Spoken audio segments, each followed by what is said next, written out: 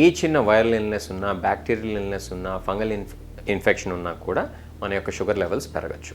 ఎందుకు పెరగచ్చు అంటే ఆ టైంలో బాడీ ఒక రకమైనటువంటి స్ట్రెస్లో ఉంటుంది. ఇంకా గట్టిగా చెప్పుకోవాలంటే స్ట్రెస్ రిలేటెడ్ హైపర్గ్లైసీమియా అని చెప్తూ ఉంటాం. అంటే ఏంటంటే షుగర్ లేనటువంటి వాళ్ళల్లో కూడా బ్లడ్ షుగర్ స్థాయి కొంచెం పెరిగేటువంటి అవకాశం ఈ యొక్క ఇన్ఫెక్షన్ ఉన్నప్పుడు ఉంటుంది. అది జలుబు కావచ్చు, లేకపోతే కోవిడ్ కావచ్చు, లేకపోతే ఫ్లూ కావచ్చు. కాకపోతే తీవ్రమైనటువంటి జబ్బు కనుక ఉన్నట్లయితే కనుక బ్లడ్ షుగర్ లెవెల్స్ ఇంకా ఎక్కువగా పెరిగేటువంటి అవకాశం ఉంటుంది. అదే కాకుండా కొన్ని రకాలైనటువంటి ఫ్లూలు కావచ్చు, లేకపోతే కొన్ని రకాలైనటువంటి న్యూమోనియాలు కావచ్చు, లేకపోతే కోవిడ్ కావచ్చు, కొన్ని సందర్భాల్లో డాక్టర్ గారు ఆ రెస్పిరేటరీ సిమ్టమ్స్ని అలానే ఎగ్జామినేషన్ ఫైండింగ్స్ని బట్టి మీకు ఏంటంటే కార్టికోస్టెరాయిడ్స్ లాంటివి కూడా ఇవ్వచ్చు. కార్టికోస్టెరాయిడ్స్ ఇచ్చినట్లయితే ఇన్సులిన్ రెసిస్టెన్స్ పెరిగి షుగర్ లేనటువంటి వాళ్ళకు కూడా షుగర్ లెవెల్స్ పెరిగేటువంటి అవకాశం ఉంది.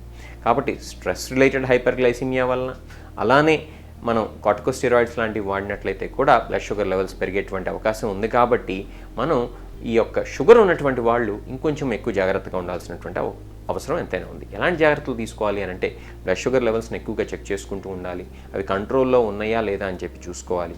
ఎప్పుడు వాడేటువంటి మందులను అయితే ఆపకూడదు.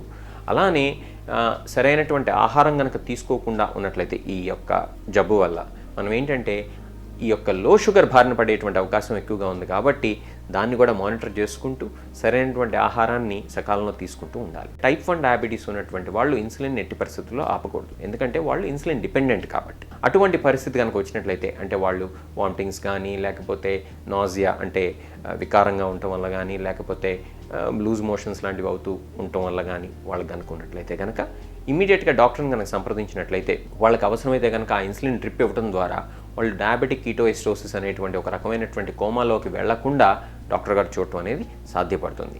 వీటిని మనం సిక్ డే రూల్స్ అని చెప్పి కూడా చెప్తూ ఉంటాం అన్నమాట. ఇంకొక ముఖ్యమైనటువంటి గమనిక ఏంటంటే ఈ యొక్క కాఫ్ సిరప్స్ ఏవైతే ఉన్నాయో వాటిల్లో కొన్నిట్లో ఈ స్వీట్నర్స్ ఉంటాయి, అంటే బాగా తీయగా ఉంటాయి. దానివల్ల కూడా బ్లడ్ షుగర్ లెవెల్స్ పెరిగేటువంటి అవకాశం ఎక్కువగా ఉంది.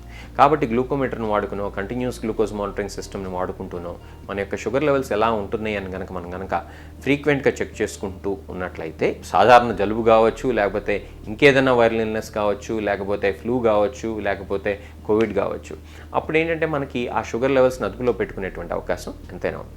ఇంకొక ముఖ్యమైనటువంటి విషయం ఏంటంటే బ్లడ్ షుగర్ లెవెల్స్ కనుక కంట్రోల్లో కనుక లేనట్లయితే కనుక ఆ వచ్చినటువంటి జలుబు కావచ్చు, వైరల్ ఇల్నెస్ కావచ్చు, లేకపోతే కోవిడ్ కావచ్చు, లేకపోతే ఫ్లూ కావచ్చు, అది ఆ రికవరీ టైం ఏదైతే ఉందో అది పెరిగేటువంటి అవకాశం ఉంది. అంటే తొందరగా మనం జబ్బు నుంచి బయటపడాలి అని అంటే బ్లడ్ షుగర్ లెవెల్స్ని అదుపులో పెట్టుకోవాలన్నమాట.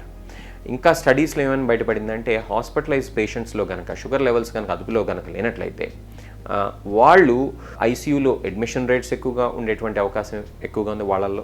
అలానే ఈ యొక్క హాస్పిటల్ డ్యూరేషన్ ఆఫ్ స్టే ఎక్కువగా ఉండేటువంటి అవకాశం ఉంది. కొన్ని సందర్భాల్లో అయితే మరణాల శాతం కూడా ఈ యొక్క షుగర్ కంట్రోల్లో లేనటువంటి వాళ్ళల్లో ఎక్కువగా ఉంది. కాబట్టి ఈ అన్ని కారణాల వల్ల మనం షుగర్ని అదుపులో పెట్టుకోవడం అనేది ఎంతైనా అవసరం.